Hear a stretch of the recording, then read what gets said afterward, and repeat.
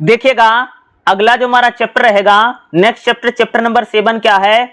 सूरदास के काव्य। भाई सूरदास की अगर हम भक्ति की बात करें तो सूरदास कृष्ण की भक्ति करते हैं, ठीक है। और सगुण भक्ति के संतों में सूरदास का नाम आता है। यानी देखो, जो भी कोई संत राम की भक्ति करता है, कृष्ण की भक्ति करता है, हनुमान की भक्ति करता है, शंकर शिव जी की भक्ति करता है, जिसको सगुण भक्ति करते बोलते हैं, ठीक है। तो सूरदास सगुण भक्ति के संत हैं, कृष्ण की भक्ति करते हैं। सूरदास कृष्ण को अपना सखा बताते हैं, यानी मित्र, जिसको हम लोग बोलते हैं ना, कि सूरदास जी अपने पदों में कहते हैं कि जो श्री कृष्ण हैं वो इनके सखा हैं, वो इनके मित्र हैं। सूरदास ने दास से भक्ति की, यानी दास से भक्ति का मतलब समझते हो क्या होता है? कि सूरदास कहते हैं कि श्री कृष्ण जो है वो दीनों पर दया करने वाले हैं, मैं भगवान श्री कृष्ण का क्या हूं? दास हूं। सूरदास जी ने वात्सल्य भक्ति लिखी, यानी भगवान श्री कृष्ण को किस प्रकार से गोपियां प्यार करती है, मां यशोदा और नंद बाबा किस प्रकार से उनकी ममता है, उस भक्ति की बात की है। सूरदास साख्य भाव से भक्ति करते हैं। साख्य भाव मतलब समझते हो? सखा यानी मित्र का भाव। यानी सूरदास कहते हैं कि श्री कृष्ण जो हैं वो हमारे मित्र के समान हैं। तो साख्य भक्ति भी है। मधुरता यानी प्रेम को लेकर के भी अगर आप देखोगे, भाई मेरे श्री कृष्ण गोपियों के साथ कैसे रास रचाते थे और रासलीला रचाते हैं, तो उस प्रेम को लेकर के भी सूरदास ने लिखा है। राधा कृष्ण का जो प्रेम है, राधा कृष्ण के प्रेम को लिखने का काम किसने किया है? सूरदास ने किया है। और जब श्री कृष्ण कह सकते कि गोकुल छोड़ करके मथुरा जा रहे हैं, ठीक है, तब गोपियां किस प्रकार से श्री कृष्ण के विरह में यानी बिछुड़ रहे हैं। जब प्रेमी प्रेमिका का बिछुड़ते हैं ना, तो उसको हम लोग बोलते हैं विरह। तो विरह को भी कह सकते कि सूरदास ने यहां पर लिखने का किया कि प्रेम का कवि तो है, राधा कृष्ण के प्रेम को तो सूरदास ने लिखा ही लिखा है। लेकिन कह सकते कि जब श्री कृष्ण मथुरा छोड़ करके गोकुल छोड़ करके जा रहे हैं, तो गोपियां कृष्ण को लेकर के उनके मन में जो उदासी है, उस उदासी के भाव को भी कह सकते कि कृष्ण के भाव को यहां पर दिखाने का प्रयास किया है सूरदास जी ने। सूरदास की भक्ति भावना की बात करेंगे, सूरदास का श्रृंगार का पक्ष का, भाई सूरदास प्रेम के, राधा कृष्ण के प्रेम को, कृष्ण और गोपियों के प्रेम को सूरदास ने लिखा है। तो सूरदास बड़े इंपॉर्टेंट है। सूरदास जी किस भाषा का प्रयोग करते हैं? भाई ब्रज भाषा का प्रयोग करते हैं। इन्होंने ज्यादातर जो दोहे लिखे हैं या इन्होंने जितने भी काव्य लिखे हैं वो ब्रज भाषा में ही लिखे हैं, खास तौर से ब्रज भाषा का। और एक बता दूं, सूरदास जन्म से अंधे हैं। बहुत सारे लोगों ने कहा कि इनको अंधा बहुत सारे लोग मानते हैं, और कुछ लोगों का कहना कि जन्मान अंधे नहीं थे। लेकिन माना जाता कि सूरदास को आंखों से दिखाई नहीं देता था, जन्मान अंधे थे। यानी अंधे होने के साथ साथ अगर आप देखोगे, ये भगवान श्री कृष्ण की भक्ति करते हैं, ठीक है। और ये कहते हैं कि भाई कि भगवान जो श्री कृष्ण हैं वो दीनों पर दया करने वाले हैं। यानी भगवान श्री कृष्ण क्या है? दयालु हैं, कृपालु हैं, दीनों पर दया करने वाले हैं।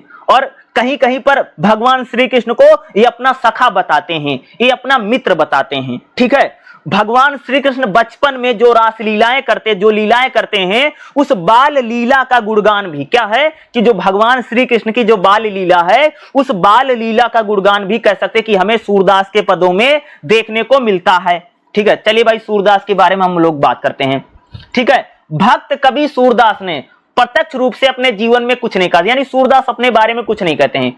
उन्होंने सिर्फ भक्ति में ही जो कुछ कहा और लिखा है वो ब्रह्म साक्ष्य और अंत साक्ष्य को लेकर के सूरदास लिखते हैं। सूरदास को लेकर के कई सारे लोगों ने कहा कि भाई उनको दिखाई नहीं देता है, और कई लोगों का मानना है कि उनको दिखाई। सूरदास जी ने सूर सागर और साहित्य लहरी में अपने ज्यादातर साहित्य को लिखा है। सूरदास का जन्म 1540 में हुआ था माना जाता है, और पुष्टांगी ग्रंथों के अनुसार सूरदास वल्लभाचार्य के 10 दिन छूटे हैं, जिसके आधार पर निश्चित है कि सूरदास का जन्म 5 बैसाख शुक्ल 5 संवत यानी 1535 को हुआ है।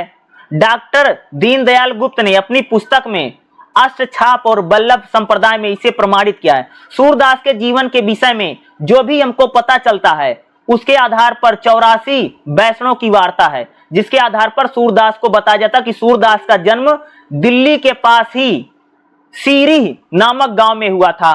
इसके आधार पर कई लोगों का कहना है, जैसे रामचंद्र शुक्ल श्याम सुंदर दास, राम कुमार वर्मा, हजारी प्रसाद द्विवेदी, इनका जन्म स्थान आगरा के निकट बताते हैं। तो कुछ लोग कहते हैं कि भाई सूरदास का जो जन्म है ये दिल्ली के आसपास हुआ है, और कई लोगों का कहना कि भाई जो सूरदास का जो जन्म है वो आगरा के आसपास हुआ। यानी जन्म स्थान को लेकर के कह सकते हैं लोगों में मतभेद बना हुआ है। इनकी जन्म तिथि और जन्म स्थान को लेकर के, सूरदास को लेकर के विद्वानों के मध्य काफी विवाद है।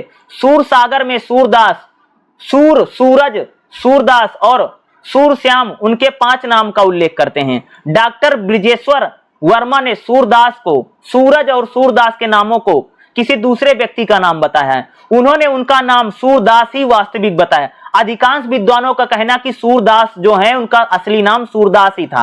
विद्वानों को लेकर के एक अन्य विचार पर काफी मतभेद है कि सूरदास अंधे हैं। कुछ लोग कहते हैं कि सूरदास जन्म से अंधे हैं, और कई सारे लोगों का कहना कि सूरदास जो है वह जन्म से अंधे नहीं है। जैसे मिश्र बंधु श्याम सुंदर दास, चंद्रबली ब्रिजेश्वर वर्मा, इन लोगों का कहना कि सूरदास अंधे थे। इस तथ्य को लगभग सभी विद्वानों ने स्वीकार किया। अगर हम सूरदास को लेकर के बात करें, सूरदास की भाई कौन कौन सी रचना है, तो सूरदास ने सूरसागर, सूरावली, साहित्य लहरी, भगवत भाषा, सूर्य रामायण, गोविंद लीला, दसम स्कंद भाषा, मान लीला, सूरसागर, दान लीला, भंवर लीला, नाग लीला, सेवा फल, ठीक है। यानी ज्यादातर इन्होंने कह सकते भैया कृष्ण की जो लीलाएं हैं, भगवान श्री कृष्ण जो लीलाएं करते हैं, ज्यादातर उन लीलाओं का वर्णन ही उन्होंने कह सकते हैं कि अपने सूरसागर इनकी सबसे इंपॉर्टेंट कृति मानी जाती है सूरदास की, कि जिसमें उन्होंने अपने सारी चीजों को लिखा है। सूरदास की भक्ति भावना क्या है? सूरदास आरंभ से ही विनय के पदों को गाते हैं। सूरदास कहते हैं कि चरण कमल बंदो हरिराई, यानी कहते हैं कि भगवान जो है उनके मैं चरणों की वंदना करता हूं। सूरदास की दृष्टि में जो ब्रह्म है उसकी उपासना साधारण मनुष्य के लिए अत्यंत दुष्कर है। कहते भैया जो ब्रह्म है उसकी पूजा करना, उसकी उपासना करना आम आदमी के लिए बहुत कठिन है। वो अपना तर्क भी इसमें प्रस्तुत करते हैं।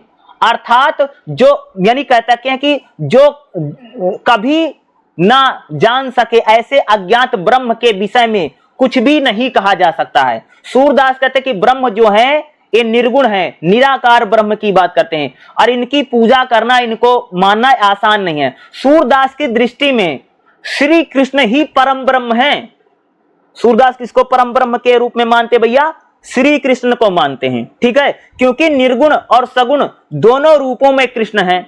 सगुण जहां ज्ञानाश्रित है और जहां भक्ति का विषय है। अंध भक्त सूरदास के विषय में यह विवादित है कि उन्होंने अपने आरंभिक चरणों में एक प्रकार से कृष्ण को लेकर के उन्होंने भक्ति के पद लिखे हैं।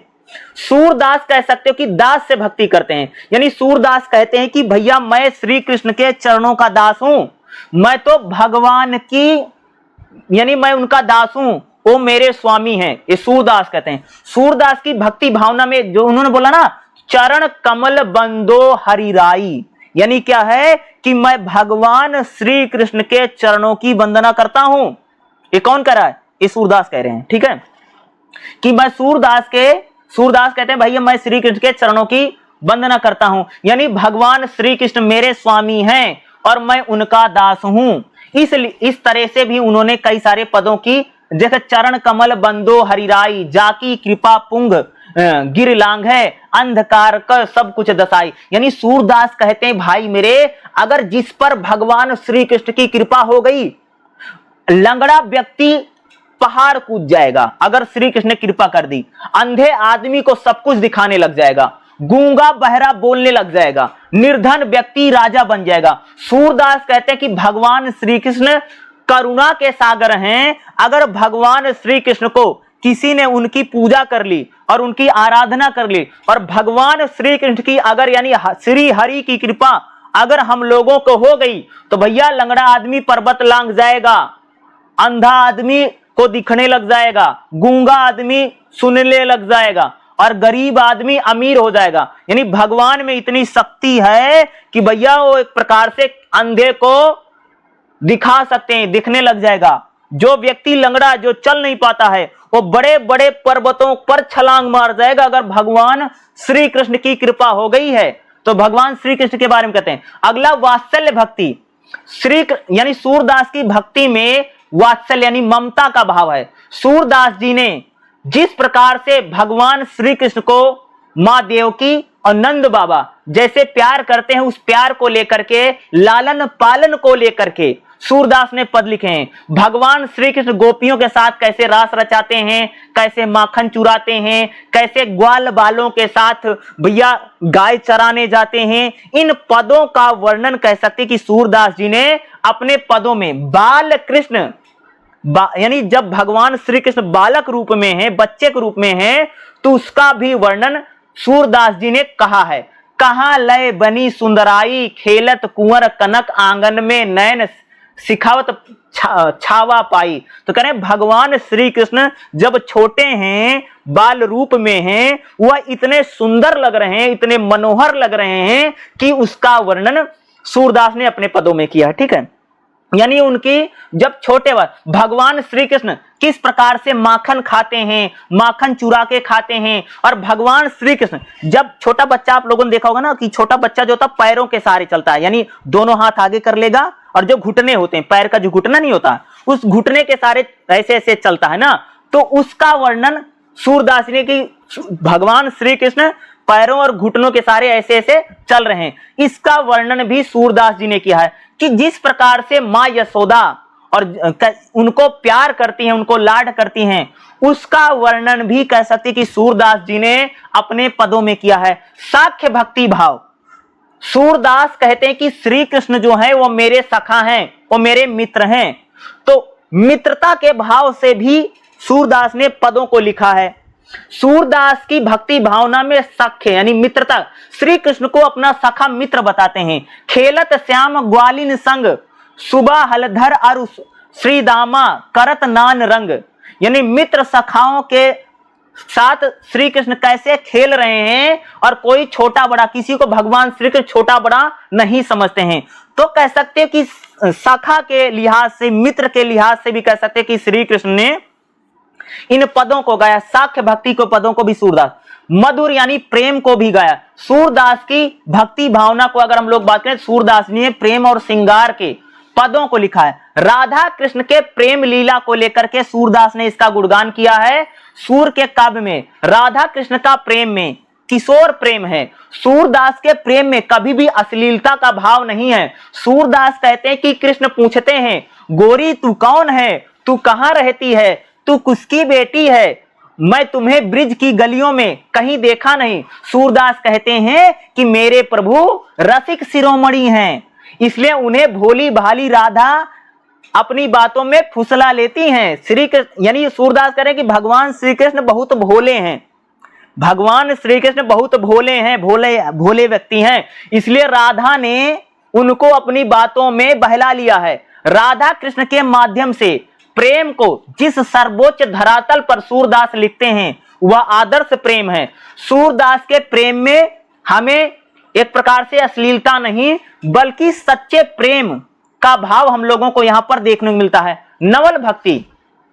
सूरदास जी ने कह सकते कि एक प्रकार से भगवान कृष्ण के का स्मरण किया है, उनका कीर्तन किया है, उनकी पूजा की है, उनकी वंदना की है। इस प्रकार के पदों को भी कह सकते कि सूरदास जी ने लिखा है। ठीक है, और राधा और कृष्ण के वियोग को भी सूरदास जी ने लिखा। भाई जब श्री कृष्ण, मैंने आपको शुरू में बताया कि जब श्री कृष्ण गोकुल को छोड़ करके मथुरा जा रहे हैं, तब सारी गोपियां एक प्रकार से उदास हो गई हैं। ठीक है, क्योंकि श्री कृष्ण से वो बहुत प्रेम करती हैं। तो उस वियोग रस को भी कह सकते हो कि सूरदास जी ने लिखा है। वियोग का मतलब यानी जब प्रेमी प्रेमिका बिछुड़ जाते हैं और जब प्रेमी प्रेमिका आपस में मिल नहीं पाते, एक दूसरे को याद करते हैं, तो उसे वियोग रस बोला जाता है। ठीक है, तो उस वियोग रस का भी वर्णन कह सकते हो कि सूरदास जी ने अपने पदों में किया है। ठीक है, सूरदास जी ने श्रृंगार रस, ग्वाल बालों के साथ, इन सब की, श्री कृष्ण की संध्या आरती तक लिखने वाले पदों को सूरदास जी ने लिखा है। तो सूरदास की भक्ति भावना कैसी है, ये बहुत इंपॉर्टेंट है। और सूरदास को लेकर के मैं जरूर कह सकता हूं कि आपके एग्जाम में एक क्वेश्चन आपको 100% देखने को भाई मेरे मिल सकता है। सूरदास काफी इंपॉर्टेंट है और ये क्वेश्चन आ सकता है। देखिएगा अगला जो हमारा चैप्टर रहेगा, चैप्टर नंबर 8 रहेगा तुलसीदास का काव्य। तो भाई इसमें तुलसीदास के बारे में हम लोग बात करेंगे।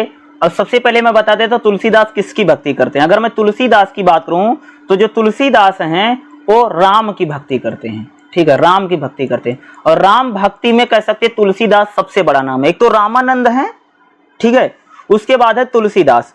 तुलसीदास जी ने एक ग्रंथ लिखा है जिसको बोला जाता है रामचरितमानस। क्या बोला जाता है? रामचरितमानस, जिसमें कह सकते हैं इन्होंने राम को लेकर के, मर्यादा पुरुषोत्तम राम को लेकर के इन्होंने जितनी बातें कही हैं वो उन्होंने रामचरितमानस में कही। यानी कहा कि भगवान राम का जो चरित्र है, यानी जो कैरेक्टर है, चरित्र हो तो राम के जैसा हो। इस बात को तुलसीदास कह रहे हैं और कह रहे हैं कि राम का जो कैरेक्टर है, जो चरित्र है, वो सर्वश्रेष्ठ है। क्या है? जितने मनुष्य आज तक इस धरती पर हुए हैं उन सभी मनुष्यों में कह सकते हैं कि राम का जो चरित्र है वो सर्वश्रेष्ठ है। इसलिए भगवान राम को मर्यादा पुरुषोत्तम कहा है, यानी पुरुषों में सबसे उत्तम है। यानी उनकी जो मर्यादा है, मर्यादा मतलब यानी उनका जो कैरेक्टर है या उनका जो चरित्र है, उनके चरित्र का गुणगान कह सकते हैं कि तुलसीदास जी ने किया है। भगवान राम के चरित्र का गुणगान कौन करते हैं? तुलसीदास करते हैं। तुलसीदास कहते हैं कि भगवान राम के जैसा पुत्र नहीं है।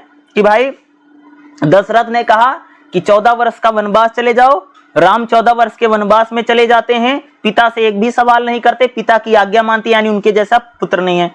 और अपने भाई के लिए कह सकते हैं उन्होंने सिंहासन और राजपाट को छोड़ दिया, तो राम के जैसा कोई भाई नहीं है, ठीक है। दूसरा, राम के जैसा कोई पिता नहीं है, कह सकते हो कि अपने बच्चों के लिए उन्होंने जो कुछ किया, राम के जैसा कोई पति नहीं है। कह सकते हो कि जिस प्रकार से सीता जी को रावण चुरा करके ले गया है और लंका जाते हैं और रावण को मारते, उसका यानी उसका राम रावण युद्ध होता है, उसमें रावण का संहार करते और सीता जी को लेकर के आते हैं, तो राम के जैसा कोई पति नहीं है। दूसरा, राम के जैसा कोई राजा भी नहीं है, यानी कह सकते हैं कि श्रेष्ठ राजा हैं। इसीलिए तो हमारे यहाँ पर राम राज की कल्पना की जाती है। भाई अब देखोगे तो सरकारें भी कहती है कि हम लोग राम राज ला रहे हैं।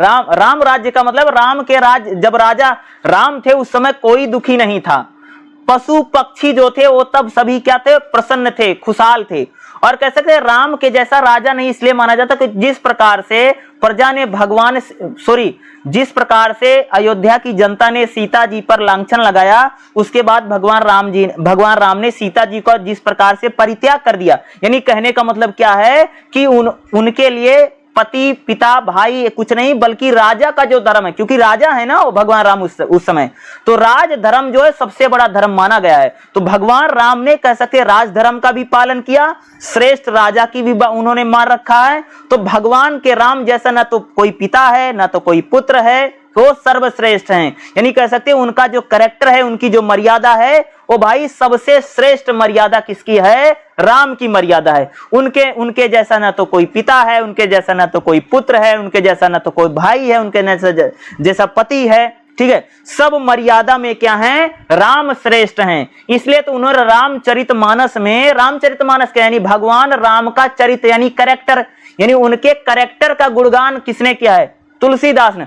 और तुलसीदास क्या प्रकार से भक्त कवि हैं, और तुलसीदास जो कह सकते हैं कि वो ब्रह्म को यानी ईश्वर को भगवान राम में ही देखते हैं। और तुलसीदास जी कहते हैं कि भगवान राम जो हैं वह परम ब्रह्म है, और परम ब्रह्म के रूप में कह सकते हैं उन्होंने, तुलसीदास ने भगवान राम की पूजा की है, भगवान राम की उन्होंने स्तुति की है, और राम का गुणगान ही उन्होंने किया है।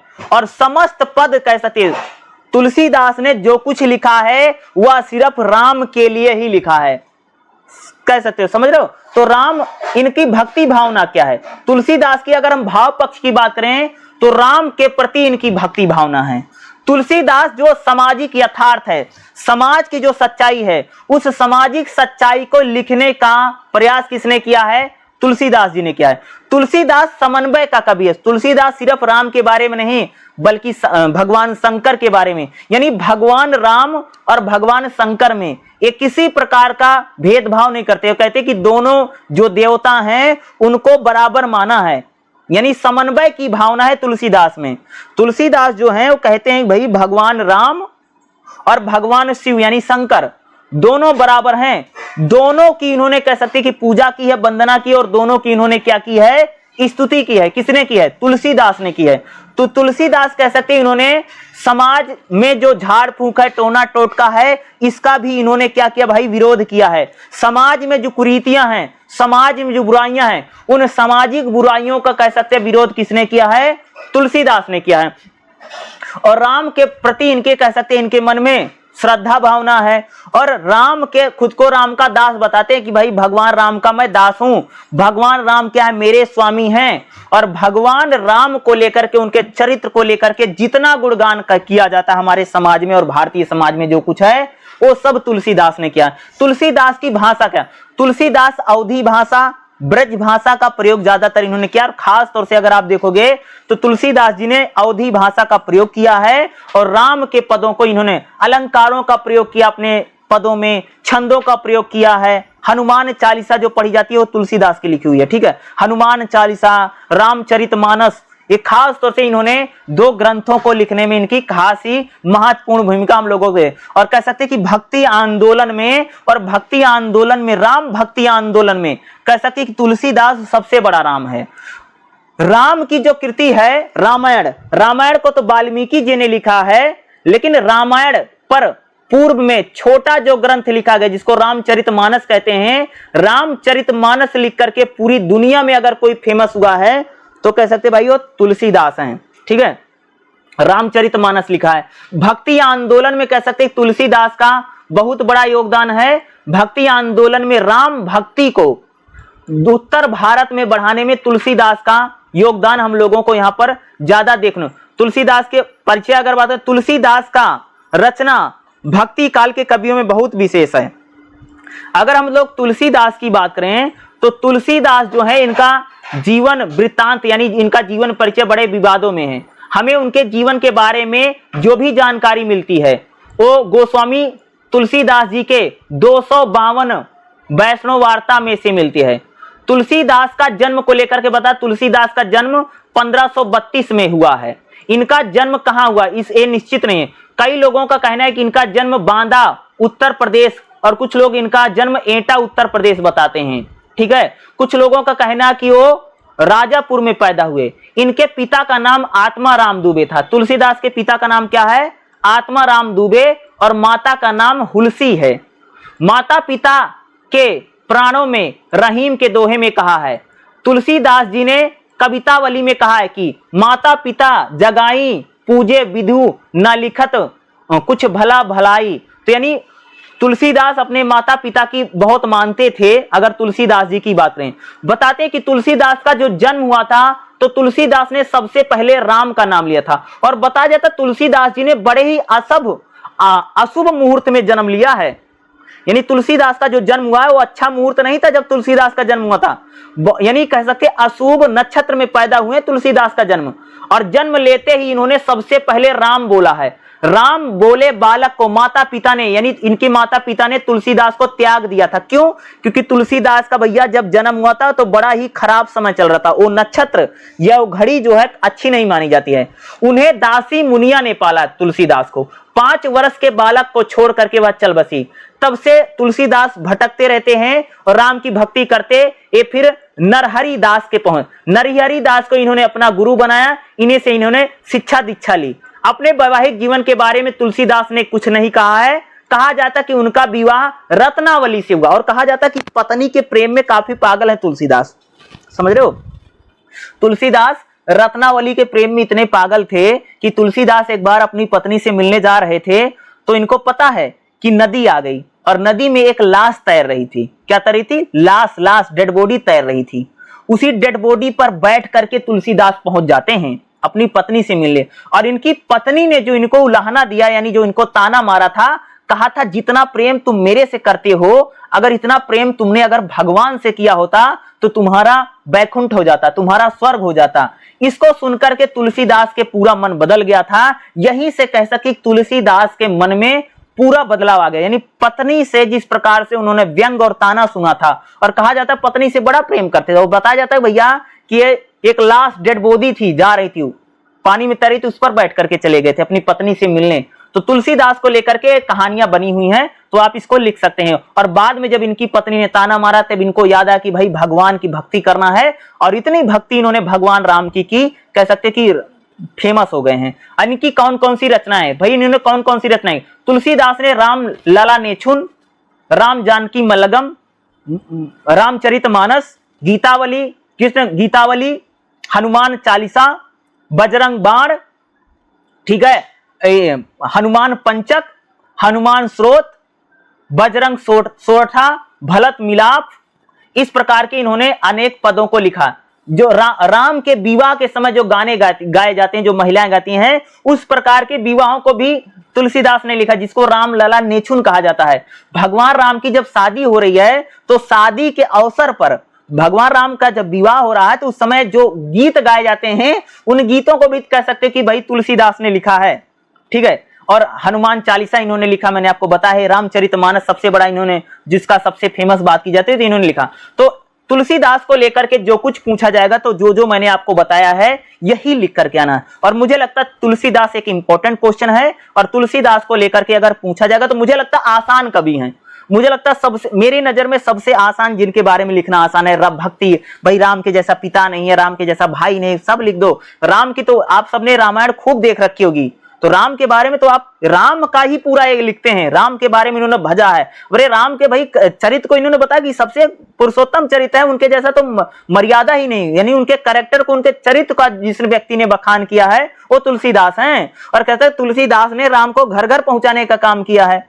और इनके लिखा गया जो रामचरितमानस है, जो महाकाव्य है, वो सबसे फेमस महाकाव्य है कहा जाता तुलसीदास, ठीक है। और तुलसीदास अपने लिखने के बाद कहते हैं, और अपने बारे में कहते हैं कि कवित विवेक एक नहीं मोरे, यानी कहते हैं कि तुलसीदास जब कवि, अपने बारे में तुलसीदास कहते हैं कि मुझे कविता करने का एक भी विवेक नहीं है, और मैं, मेरे मन में जो बातें आती मैं वही कोरे कागज पर लिख देता हूं, मैं तो कुछ नहीं हूं। मैं अपने बारे में कहते हैं मैं कुछ नहीं, जो मेरे मन में आता है वही मैं लिखता हूं, मैं तो एक बहुत तुच्छ मनुष्य है। अपने बारे में कौन लिखता है? तुलसीदास लिखते हैं, समझ रहे हो। तो तुलसीदास एक बहुत फेमस कह सकते हैं कैरेक्टर हैं रामचरितमानस से। और भगवान राम को लेकर के हमारे मानव समाज में या भारत में भगवान राम को लेकर के जितनी मान्यताएं हैं या राम को लेकर के जितनी बातें होती हैं, उनका जितना गुणगान किया जाता है, वो सारा गुणगान कह सकते भाई मेरे तुलसीदास ने किया है। तो तुलसीदास बहुत इंपॉर्टेंट है। तुलसीदास को लेकर के अगर कुछ पूछेगा तो जो मैंने आपको बताया है यही एग्जाम में लिख करके आना है। देखिएगा अगला जो हमारा चैप्टर रहेगा, चैप्टर नंबर 9 रहेगा रहीम का काव्य, ठीक है। इसमें हम रहीम के बारे में बात करेंगे, ठीक है, ठीक है। अगर मैं बात करूं, और रहीम जो है ना ये अकबर के समय के हैं, ठीक है। रहीम का भाव पक्ष क्या, भाई रहीम की भक्ति भावना क्या, तो रहीम को लेकर के आपके एग्जाम में क्वेश्चन जरूर पूछा जा सकता है, ठीक है। रहीम का जन्म गुरुवार को 17 सितंबर 1956 को लाहौर में हुआ। रहीम के पिता का नाम बैरम खां था। बैरम खां वही जो अकबर के अंगरक्षक थे, ठीक है। और साम्राज्य में इनके पिता जो थे हुमायूं के मित्र थे। स्वभाव से कवि, कर्म से योद्धा और बुद्धिमान से बहुत दूरदर्शी थे इनके पिता बैरम खां। यानी रहीम के पिता का नाम बैरम खां है। कह सकते कि जब अकबर राजा बनता है तो बहुत छोटी उम्र में अकबर राजा बन गए हैं, ठीक है। तो अकबर के अंगरक्षक के रूप में बैरम खां थे, ठीक है। बैरम खां इन्हीं के पिता हैं। और बैरम खां की जब मृत्यु हो जाती है तब कह सकते कि रहीम को अकबर ने पाला है। और अकबर की देखरेख में इनकी पढ़ाई लिखाई और इनका पालन पोषण रहीम का हुआ है, ठीक है। अब्दुल रहीम खान खाना आप सबने नाम खूब सुना होगा, अकबर के 9 रत्नों में सुना होगा। इनका नाम क्या है? अब्दुल रहीम खान खाना। और अकबर के 9 रत्नों में रहीम रह चुके हैं, ठीक है। लगभग 4 वर्ष बाद 31 जनवरी 1960 को अकबर के इनके पिता की जब बैरम खां की हत्या हो जाती है तब कह सकते अकबर ने ही इन रहीम का पालन पोषण किया है। और रहीम जो है अरबी, फारसी, तुर्की कई भाषाओं का इनका ज्ञान इनको मिला है। अगर हम लोग बात करें रहीम का विवाह कह सकते हो कि बैरम खां के विरोध मिर्जा की बेटी से इनका हुआ है, ठीक है। और अकबर के समय कह सकते उन्हीं के समय इनको माना जाता है। अगर मैं रहीम की बात करूं, अकबर की मृत्यु के बाद जहांगीर जब शासन काल आया तब रहीम को 10 लाख की 12 राशि और 12,000 सवार घोड़ा इनको दिया गया था। नूरजहां की राजनीति का शिकार हुए और तब इनको कह सकते हैं कि देशद्रोही घोषित कर दिया गया था। जहांगीर ने बाद में गलतफहमी को दूर किया और रहीम को पूरा इनको निकाल दिया। अगर मैं रहीम की बात करूं तो रहीम हिंदू परंपराओं, रीति रिवाज और भारतीय संस्कृति में इनकी गहरी आस्था है। रहीम मुसलमान हैं, लेकिन कह सकते हैं मुसलमान होते हुए भी हिंदू रीति रिवाजों में, हिंदू परंपराओं में, हिंदू संस्कृति में इनकी गहरी आस्था है। मुसलमान कवि रहीम की निष्ठा हिंदी समाज के प्रति खूब रही है। रहीम कला के सच्चे पारखी हैं। कवियों की अगर हम बात करें तो कवि हैं। कुशल व्यवहार है रहीम का। रहीम युद्ध वीर हैं, दानवीर और दूरदर्शी भी हैं। अगर हम रहीम की बात करें, रहीम की कौन कौन सी रचनाएं हैं, तो रहीम ने दोहावली, नगर शोभा, कह सकते कि भक्ति परक वैरव, इस प्रकार की इनकी कई सारे रचनाएं हैं। अगर रहीम की रचनाओं की बात करें, जैसे नगर शोभा है, श्रृंगार सोरठा है, रहीम ग्रंथावली है, तो इन्होंने अलग अलग लिखे। रहीम की भक्ति भावना क्या, तो रहीम कृष्ण के भी भक्ति पद को लिखते हैं। रहीम निर्गुण धारा के संत तो जरूर हैं, लेकिन कह सकते हैं इन्होंने भगवान श्री कृष्ण के पदों को भी इन्होंने रहीम ने लिखा है भाई मेरे। अगर हम रहीम की बात करें तो रहीम का भाव पक्ष क्या है, तो रहीम का भाव अनुभूति, प्रक्रिया और लोक जीवन से जुड़े हैं। अनुभव, रहीम का स्वभाव बहुत ही भावुक स्वभाव है। किसी पर भी प्रसन्न होकर के उस पर लाखों न्यौछावर कर देने वाले व्यक्ति रहीम है। रहीम किसी की निंदा नहीं करते हैं। रहीम बड़े ही भावुक व्यक्ति हैं, इसलिए रहीम की कविताओं में उनकी भावनात्मक या भाव पक्ष को हम लोगों को देखने को मिलता है। रहीम का समय निरंतर चलता रहता है, कभी अच्छा और कभी बुरा। यही नहीं, रहीम ने यह भी देखा है कि कभी मित्र, कभी वह शत्रु हो सकता है और कभी शत्रु मित्र हो सकता है। जीवन में हमेशा बदलाव आते रहते हैं, इस बात को रहीम कह सकते बड़े अच्छे से जानते हैं। ठीक है, और इसी प्रकार के उन्होंने दोहे खूब लिखे हैं। रहीम भाई दोहे लिखने के लिए सबसे ज्यादा फेमस हुए हैं। रहीमन नीच संग बसी लागत कलंक नहीं न कही, दूध कलवर्निया हाथ लख मंद सुझत सब तही। अब रहीम की काव्य में उनके इसकी चर्चा की। रहीम नीति को लेकर के, सत्य और शिव की करुणामयी नीति। रहीम जो है धर्म की शक्ति को मानते हैं। रहीम मूल्यों को मानते हैं, साधारण मानव के जीवन के प्रत्येक दिशाओं पर बात करते हैं। रहीम की अगर बात करोगे तो इन्होंने गंभीरता के साथ अपने दोहों को लिखा है। रहीम की अगर बात करो तो रहीम जो है ईश्वर, धर्म, आचार विचार, लोक व्यवहार, गुरु, संत, माया, इन सभी पर कह सकते हैं उन्होंने अपने दोहे लिखे हैं। अगर रहीम की बात करो तो रहीम कई सारी चीजों का बहुत ही सुंदर वर्णन हम उनको रहीम को मिलता है। रहीम एक प्रकार से नीति और राजा के लिए जो नीति नियम है उसका भी कह सकते हैं रहीम ने गुणगान किया है। तो रहीम अकबर का भी गुणगान करते, जिस प्रकार के अकबर के शासन में हमको दिखाई देता है कि अकबर एक प्रकार से सभी धर्मों को मानते हैं, तो रहीम का भी प्रभाव उन पर पड़ता है। रहीम भक्ति भावना भी रही है। रहीम अगर देखोगे तो मुसलमान होते हुए भी उन्होंने भगवान राम की भक्ति, कृष्ण की भक्ति, शिव की भक्ति, विष्णु की भक्ति, सूर्य की भक्ति, गंगा की भक्ति, गणेश की भक्ति, सरस्वती की भक्ति, हनुमान की भक्ति, इन लोगों की भक्ति भी रहीम ने किया है। और कृष्ण की भक्ति भी कह सकते रहीम ने किया। मुसलमान होते भी उन्होंने यानी कह सकते सगुण भक्ति और निर्गुण भक्ति में भी हमको रहीम देखने को मिलते हैं। अगर रहीम की बात करो, श्रृंगार के पदों यानी प्रेम के पदों और श्रृंगार के पदों को भी रहीम ने लिखा है। तो राधा कृष्ण के प्रेम की बात करें या प्रेमी प्रेमिका के प्रेम की बात करें तो इन प्रेम के पदों को भी कह सकते कि भाई रहीम ने लिखा है। प्रकृति प्रेमी रहीम है। प्रकृति को लेकर के पशु पक्षी, पेड़ पौधे, ठीक है, फूल फल, खग मृग, मेहंदी रंग, गर्मी सर्दी, इस प्रकार के सब यानी विषयों को लेकर के भी रहीम ने अपने दोहों को लिखा। यानी प्रकृति प्रेमी रहीम है। प्रकृति को लेकर के, नेचर को लेकर के भी अगर आप देखोगे तो कई सारे रहीम के पद हम लोगों को देखने को मिलते हैं। तो रहीम एक बहुत इंपॉर्टेंट कवि है जो आपके एग्जाम में भाई मेरे रहीम को लेकर के पूछा जा सकता है। और रहीम का दोहा आपके एग्जाम में आ सकता है संदर्भ सहित व्याख्या के लिए। इसमें बहुत सारे दोहे दे रखे हैं, कोई ना कोई दोहा आपके एग्जाम में आएगा ही आएगा। ठीक है, रहीम का एक आधा दोहा आ सकता है, जैसे रहीमन पानी तो बहुत बार आ चुका है, हो सकता है कोई दूसरा दोहा रहीम के आपके एग्जाम में, क्योंकि रहीम का दोहा आपको संदर्भ सहित व्याख्या करने के लिए एग्जाम में पूछा जाता है। और रहीम का क्वेश्चन भी आ सकता है। अगर मैं बात करूं तो क्वेश्चन या दोहा कुछ ना कुछ रहीम का आपको आएगा ही आएगा पेपर एग्जाम में जब देखेगा। तो रहीम एक इंपॉर्टेंट टॉपिक है, इसको आप लोग जरूर करके जाइएगा रहीम को लेकर के अगर आपसे कुछ भी पूछे। देखिएगा अगला जो हमारा चैप्टर रहेगा, चैप्टर नंबर 10वां क्या रहेगा भाई, चैप्टर नंबर 10 रहेगा बिहारी का काव्य, जिसमें हम बिहारी के बारे में बात करेंगे। बिहारी की कविताओं में श्रृंगार, सौंदर्य और प्रेम, यानी तीनों चीजों को लेकर के बिहारी ने अपनी कविताओं में लिखा है। यानी ये प्रेम पर भी कविता लिखते हैं, श्रृंगार पर भी, यानी नायक नायिका की सुंदरता का गुणगान जो करते हैं, उसके केस कैसे हैं, उसके बाल कैसे हैं, उसके गाल कैसे हैं, उसकी चाल कैसी है, उसकी कमर कैसी है, इसको बोलते हैं सौंदर्य। और इन्होंने प्रेम पर भी इन्होंने कह सकते कि लिखा है, तो इसकी हम लोग यहाँ पर बात करेंगे। बिहारी की कविताओं में श्रृंगार, सौंदर्य और प्रेम।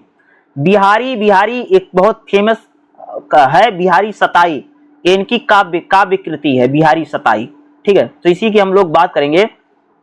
देखो बिहारी के बारे में थोड़ा सा भाई हम लोग बात करते हैं। कवि बिहारी जो हैं, रीतिकालीन मुक्तक परंपरा में कवि बिहारी का जन्म 1595 में ग्वालियर गांव, गोविंदपुर गांव, ग्वालियर में, ग्वालियर मध्य प्रदेश है जी, ठीक है।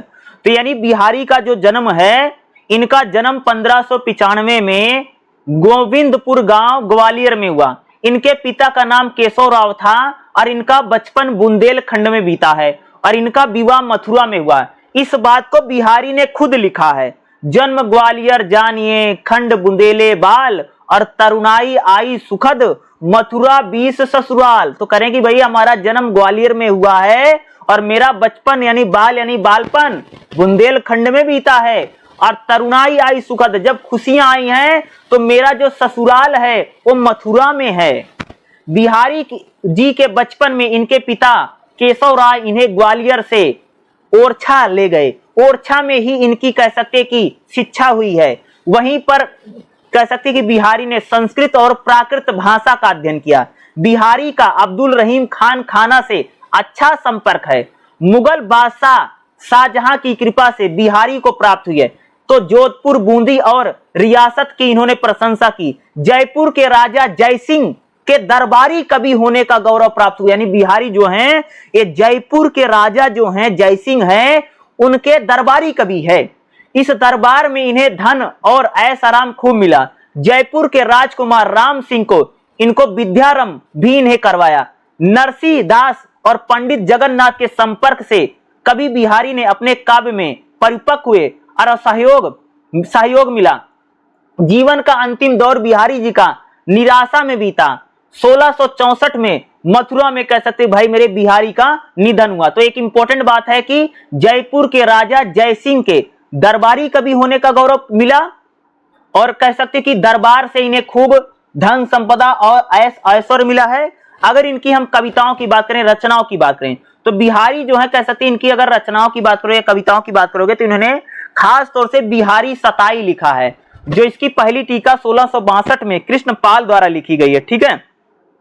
बिहारी सताई इनकी सर्वश्रेष्ठ कृति है। बिहारी रत्नाकर भी इन्होंने लिखा है और बिहारी सताई में इन्होंने भाष्य भी लिखा। तो बिहारी परंपरा और बिहारी सताई लिखी गई इनकी सर्वश्रेष्ठ कृतियों में से एक है। रीति श्रृंगार रीति काल के प्रमुख कवियों में बिहारी सताई को श्रृंगार का सर्वश्रेष्ठ काव्य माना जाता है, जिसमें बिहारी जी ने कह सकते प्रेम को लेकर के कई सारी कविताओं को लिखा है। बिहारी की अगर बात करोगे तो संयोग और वियोग दोनों गाते हैं। यानी बिहारी ने कह सकते अपनी कविताओं में प्रेम रस को भी लिखा है। यानी नायक नायिका का जो प्रेम होता है, उस नायक नायिका के प्रेम को बिहारी ने खूब लिखा है। भाई नायक से जब नायिका रूठ जाती है तो नायक उसको किस प्रकार से मनाता है, नायिका की किस प्रकार से मिन्नतें करता है, उसको कैसे सोरी ओरी बोलता है, उस प्रकार के पदों को बिहारी ने लिखा है। नायिका के नायक के बीच में यानी हीरो हीरोइन के बीच में जो संवाद होता है, जो बातचीत होती प्रेम वाली, उसको भी कह सकते बिहारी ने अपने पदों में लिखा है। नायक से बात करने के लिए नायिका किस प्रकार से छुप करके मिलने आई है, नायिका की भावें कैसे हैं, नायिका के सामने नायक कसमें खा रहा है, नायक नायिका की जो शारीरिक चेष्टाएं हैं उनका सुंदर चित्रण कह सकते कि बिहारी जी ने अपनी कविताओं में किया है। बिहारी के बाहरी हाव भाव भी नायक नायिका का उन्होंने लिखा है। किस प्रकार से नायक नायिका एक दूसरे को मना रहे हैं, एक दूसरे की मिन्नतें कर रहे हैं और एक दूसरे को देखने के लिए भैया व्याकुल हुए जा रहे हैं। प्रेम में तो प्रेमी इसी प्रकार से होते हैं ना, प्रेमी प्रेमिका, ठीक है। तो प्रेमी प्रेमिका के बीच में जो संबंध है, उस प्रेम के संबंध को लेकर के बिहारी जी ने लिखा है। सौंदर्य और प्रेम का चित्रण खूब किया। बिहारी सताई में श्रृंगार और सौंदर्य का चित्रण है। श्रृंगार चित्रण भी बिहारी ने खूब किया है, जिसमें कह सकते हैं कि इन्होंने भगवान श्री कृष्ण के होंठ होंठ जो हैं हरे रंग के हैं, बांसुरी की शोभा देते हैं। हरे रंग की बांसुरी होंठों पर, आंखों में पीतांबर है और बांसुरी इंद्रधनुष की है, इसका गुणगान किया है। यानी कह सकते हैं इन्होंने नायक नायिका का जो प्रेम है उसको तो लिखा है, साथ ही नायिका के नयन कैसे हैं, नायिका की आंखें कैसे हैं, नायिका के बाल कैसे हैं, नायिका के गाल कैसे हैं, इन सबका गुणगान भी कह सकते हो कि बिहारी ने किया। इस सबका सौंदर्य यानी नायिका की सुंदरता का चित्रण भी बिहारी करते हैं, ठीक है। और भगवान श्री कृष्ण की सुंदरता का चित्रण भी बिहारी ने किया है।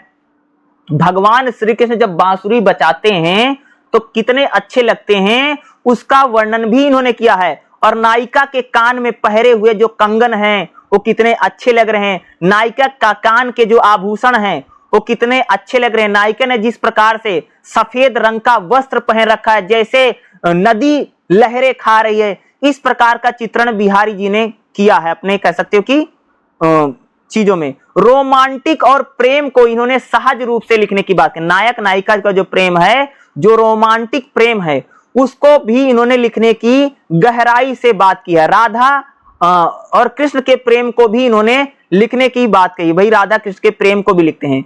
बिहारी जो है भक्ति कवि भी लिखते हैं, लोक कवि भी बिहारी हैं। यानी हमारे समाज में जो परंपराएं, जो रीति रिवाज हैं, हमारे समाज में जो मान्यता है, उसको भी लिखने का बिहारी ने काम किया है। और भक्त कवि हैं, भगवान श्री कृष्ण की भक्ति करते हैं और भगवान श्री कृष्ण राधा कृष्ण का जो प्रेम उसको भी लिखते हैं। और कृष्ण की सुंदरता का गुणगान भी कह सकते हैं बिहारी ने अपने पदों में किया। तो बिहारी एक बहुत इंपॉर्टेंट कवि हैं। और बिहारी को लेकर के अगर आपको कुछ भी पूछा जाएगा तो जो मैं बता रहा हूं ना, यही आपको भाई मेरे एग्जाम में लिख करके भी आना, तो बड़े इंपॉर्टेंट है और इनसे रिलेटेड एग्जाम में क्वेश्चन आ सकता है। देखिएगा अगला जो हमारा चैप्टर रहेगा, चैप्टर नंबर 11वां क्या रहेगा, घनानंद का काव्य। इसमें हम घनानंद के बारे में बात करेंगे। घनानंद की कविताओं में प्रेम, श्रृंगार और सौंदर्य क्या है। इसमें भी प्रेम, श्रृंगार और सौंदर्य पर घनानंद ने ज्यादातर अपनी कविताओं को लिखा है, ठीक है। घनानंद के काव्य में लोक जीवन और भक्ति भावना क्या है। तो घनानंद भी भाई मेरे इंपॉर्टेंट हो सकते हैं, इनके बारे में आपसे एग्जाम में पूछा जाता है, ठीक है। तो घनानंद को लेकर के, जैसे अगर घनानंद की बात करोगे ना, तो घनानंद ने कह सकते एक प्रकार से कई सारे कृतियों को लिखा, जैसे सुजान हित, अनुभव चंद्रिका, कृष्णा कौमुदी, रंग बधाई, प्रेम पद्धति, वियोग बलि, ठीक है, गीता गोविंद, इक्सलता, प्रिया प्रसाद, प्रेम सहेली, ठीक है। इस प्रकार से इन्होंने कई सारे छंदों को, इन्होंने कह सकते कई प्रकार की कविताएं लिखी हैं, ठीक है। घनानंद को प्रेम प्रथिक यानी प्रेम का कवि माना जाता है। भारतीय शास्त्रीय परंपरा में एक तरफा प्रेम को स्वीकृति नहीं। एक तरफा प्रेम मतलब समझते हो जैसे तुम किसी से प्रेम कर रहे हो ना और अगला तुमको जानता नहीं, तुम अकेले प्रेम करते जा रहे हो, तो वही इसको बोलते हैं एक तरफा प्रेम। एक तरफा प्रेम का मतलब होता है कि दूसरा व्यक्ति उसमें कुछ, वो तुमको कुछ समय महत्व नहीं दे रहा, वो प्रेम नहीं कर रहा, तुम अकेले प्रेम करे जा रहे हो। तो भारतीय परंपरा में क्या है कि एक तरफा प्रेम को प्रेम नहीं माना जाता है, ठीक है। जैसे मान लो लड़का ही प्रेम करता जा, लड़की उसको धुतकार रही हो, गले कुछ नहीं, घास नहीं दे रही है, तो इसका मतलब है वो प्रेम नहीं है। प्रेम वही है जो दोनों तरफ से हो, यानी नायिका की तरफ से भी हो, भाई नायक की तरफ से भी है, हीरो दोनों की तरफ से। जबकि फारसी काव्य परंपराओं में, सूफी में प्रेम इस पद्धति को प्रशंसित किया गया कि घनानंद का प्रेम एक तरफा है। यानी घनानंद जो प्रेम करते ना, एक तरफा प्रेम करता है, एक तरफा प्रेमी है। सुजान के प्रति उनके मन में बहुत प्रेम है। सुजान एक नाचने वाली है, ठीक है, जो नर्तकी है कह सकते हो, और सुजान को लेकर के घनानंद के मन में बहुत प्रेम है। घनानंद के प्रेम के निरूपण को फारसी साहित्य में अधिक प्रभाव दिया गया है। उनके प्रेम को स्वच्छंद प्रेम यानी स्वतंत्र प्रेम कहा जाता है, ठीक है। कैसा प्रेम है? स्वच्छंद यानी स्वतंत्र प्रेम है, यानी ऐसा प्रेम है जिसमें दूसरे व्यक्ति को स्वतंत्रता है, यानी दूसरा व्यक्ति उसके किसी प्रकार के रुकावट नहीं बन रहा है उसके काम में या उसकी चीजों में, ठीक है। प्रेम में विरह की दशा को भी घनानंद ने लिखा। विरह मतलब भाई जब प्रेमी प्रेमिका बिछुड़ जाते हैं, और बिछुड़ जाते हैं तो जैसे मान लो कि याद आ रही है तो इसको विरह बोलते हैं, और यानी विरह के पदों को भी कह सकते हैं कि घनानंद ने लिखा है। रामचंद्र शुक्ल घनानंद को प्रेम की दृष्टि से हिंदी साहित्य में शुद्ध विधुवत और प्रौढ़ प्रेम की, ये वियोग और श्रृंगार दोनों के कवि हैं। प्रेम के पीर को लेकर के इनकी वाणी बहुत है। प्रेम का मार्ग ऐसा है कि जिसमें भाई कह सकते कि दोनों चीजें हैं, कभी अच्छा कभी खराब है। घनानंद को स्वच्छंद प्रेम का कवि माना जाता है। घनानंद प्रेम का विरह परख है। उनकी कविताओं में उनकी प्रेमिका सुजान के यानी कह सकते कि ये जो घनानंद कविता लिखते हैं ना, इनकी सारी कविताओं में जो सुजान नाम की जो लड़की है, इनकी प्रेमिका है, वो हर कविता के भाई सेंटर में है। यानी उसी को टारगेट करके या उसी को केंद्र करके घनानंद अपनी कविताएं लिखते हैं। रीतिकालीन वासना परक प्रेम से अलग प्रेम है, यानी इन लोगों के प्रेम में कोई भी वासना नहीं है। ये जो प्रेम है शुद्ध प्रेम है। उनके अनुसार प्रेम का मार्ग सीधा और सरल है।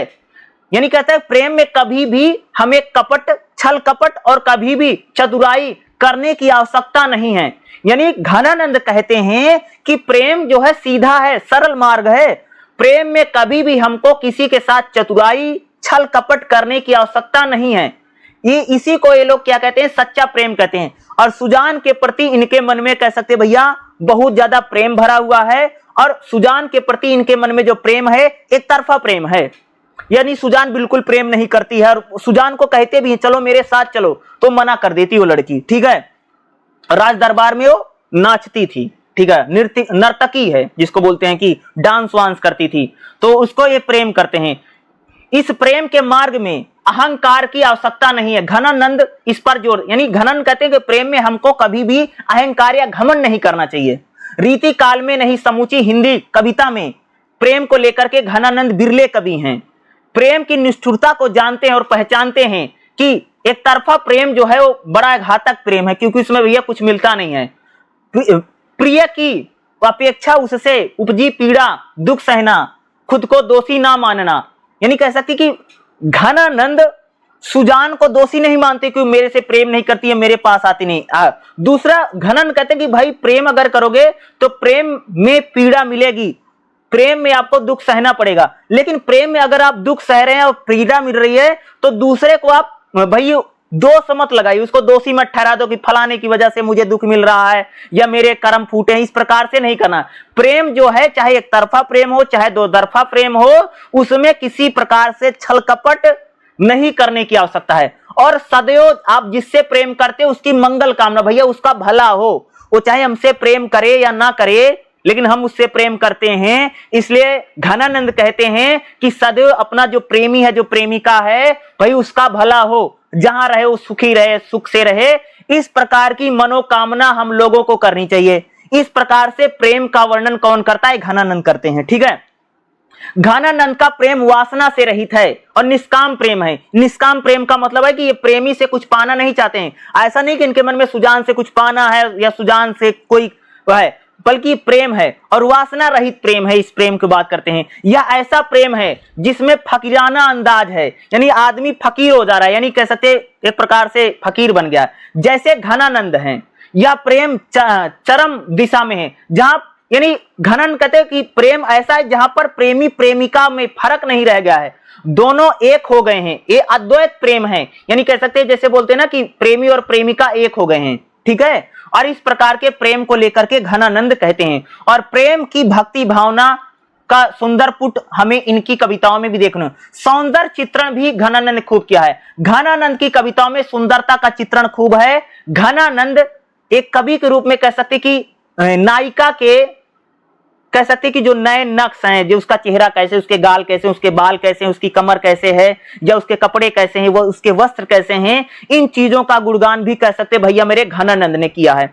और इन्होंने बाहरी सुंदरता के साथ साथ जो आंतरिक सुंदरता है, इंटरनली, जैसे भाव पक्ष है, भावनात्मक है, दयालु है, ठीक है, इस प्रकार का भी गुणगान उन्होंने किया है। यानी नायक नायिका के बाहरी सौंदर्य का तो गुणगान घनानंद करते हैं, लेकिन जो आंतरिक सुंदरता है, उस आंतरिक सुंदरता का गुणगान भी कह सकते भाई आंतरिक सुंदरता क्या, जो हमको दिखाई नहीं देती है, जैसे भाई दयालु है, प्रेमी है, जीवों पर दया करने वाली है, बहुत ही उदार हृदय है, इस प्रकार का भी गुणगान इन्होंने किया है। यानी घनानंद नायिका के सौंदर्य का चित्रण नहीं करते हैं, बल्कि वो नायिका के मानसिक सौंदर्य का भी उन्होंने चित्रण किया है। और उन्होंने कल्पना के आधार पर बताते, यानी उसके नयन कैसे हैं, नक्श कैसे हैं, इसका भी गुणगान कह सकते। श्रृंगार घनानंद के काव्य में प्रेम की प्रधानता तो है, लेकिन इस साथ साथ विरह का भी इन्होंने गाया। विरह यानी दुख।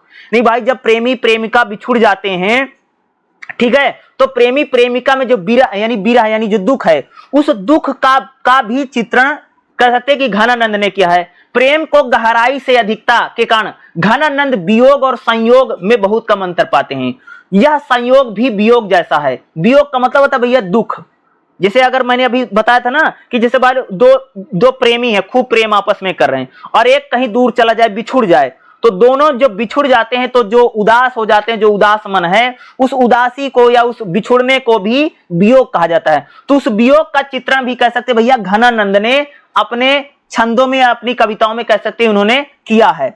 ठीक है, तो घनानंद इसी प्रकार के कवि हैं, और घनानंद को जब भी लेकर के पूछेगा, जो मैंने आपको चीजें बताई हैं, एग्जाम में यही लिखना है। घनानंद भैया लौकिक प्रेम की बात करते हैं, और उन्होंने प्रेम को चेतना से जोड़ा है, और कई बार ईश्वरीय प्रेम को, प्रेमिका को ईश्वर तक का दर्जा दे दिया है कि जिस प्रकार से हम लोग भगवान की भक्ति करते हैं या भगवान की पूजा करते हैं, यानी घनानंद अपनी प्रेमिका को ईश्वर के दर्जे तक का महत्व उन्होंने दिया है। और सुजान के प्रति कह सकते हो कि घनानंद का एक तरफा प्रेम है जो इनकी प्रेमिका सुजान है, और सुजान को बोलते भी कि चलो तुम मेरे साथ चलो, सुजान मना कर देती है कि मैं तुम्हारे साथ नहीं जाऊंगी, मैं यहीं नाचती गाती रहूंगी।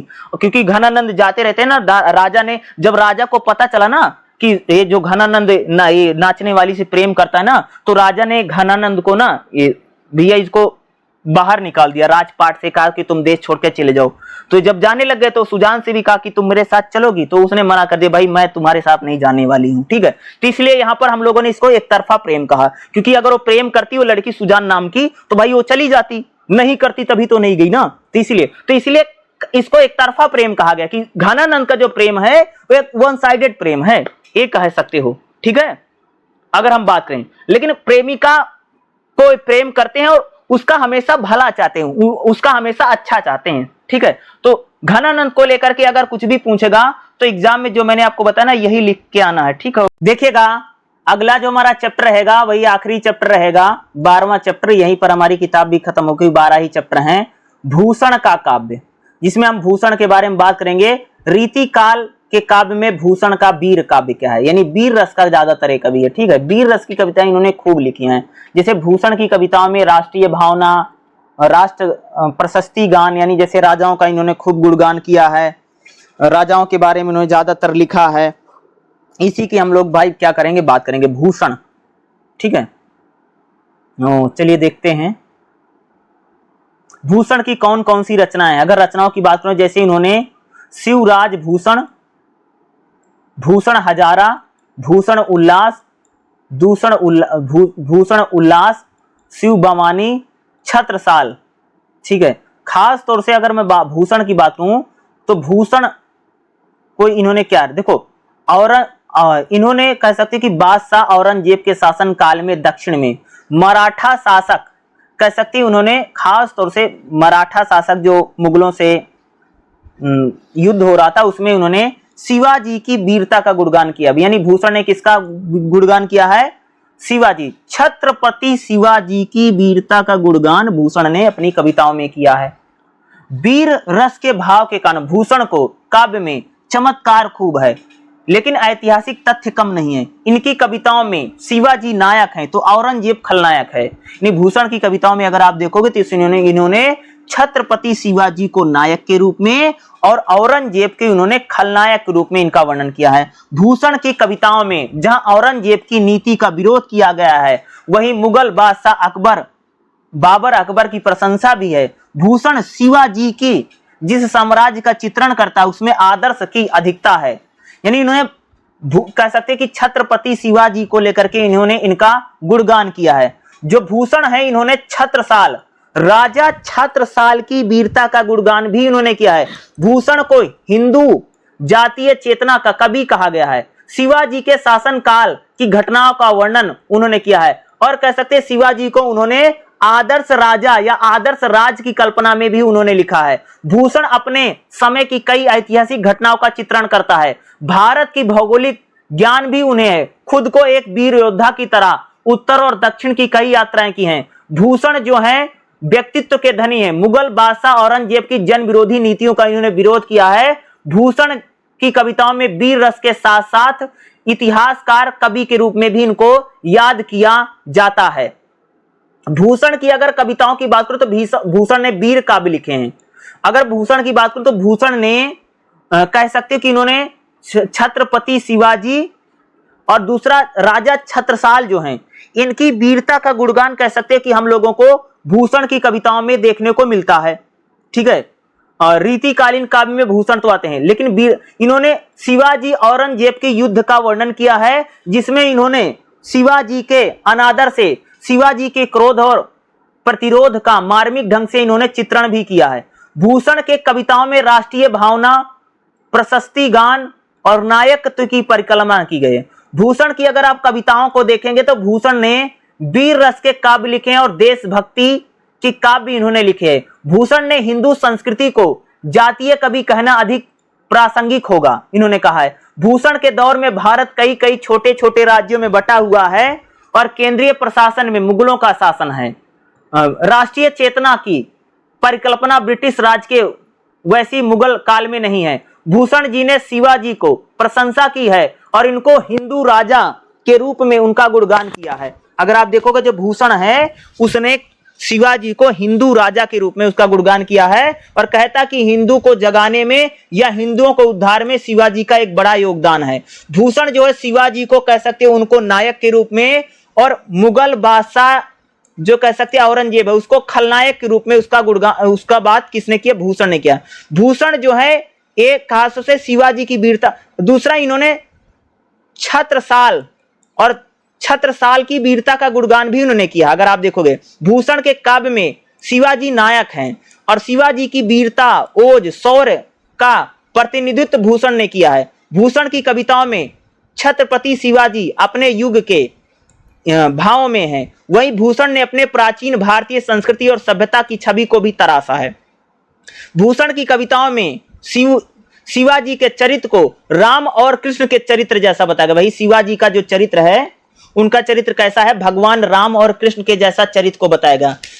शिवाजी के चरित्र को भूषण ने उदारता और व्यापकता के साथ लिखा है।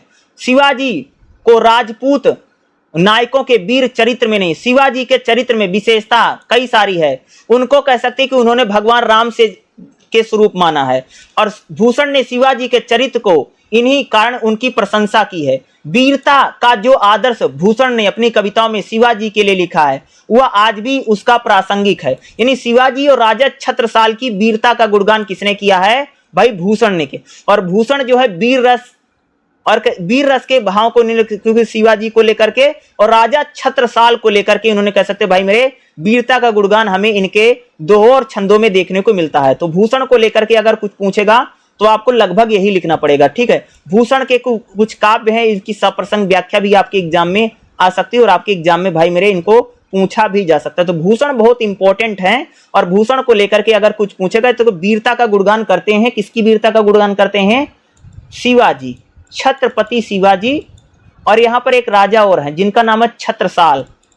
छत्रसाल ने भी मुगलों से लोहा लिया। राजा छत्रसाल की वीरता का गुणगान भी उन्होंने अपनी कविताओं में किया है। किसने? भाई भूषण ने किया। ठीक है, तो ये इंपॉर्टेंट रहेगा। लगभग मैंने आपको सारे चैप्टर पढ़ाए, जितने मैंने पढ़ा रखा है इसको अगर आप लोग अच्छे से पढ़ के जाओगे तो भाई मैं कंफर्म कह सकता हूँ कि एग्जाम आपका बहुत अच्छा जाएगा। आपको बहुत ज्यादा टेंशन लेने वाली बात नहीं। मैंने बताया उतना आप लोग पढ़ करके जरूर जाइएगा। और एक चीज मैं बता दूं, इसका एक वीडियो मैंने और बना रखा, आप लोग उसको जाकर के देख सकते हो। और पहली बात है कि आपको एग्जाम में जो पहला क्वेश्चन आएगा ना उसमें कुछ दोहे ओहे आएंगे, उनकी आपको व्याख्या करनी पड़ेगी। 20 नंबर का आएगा।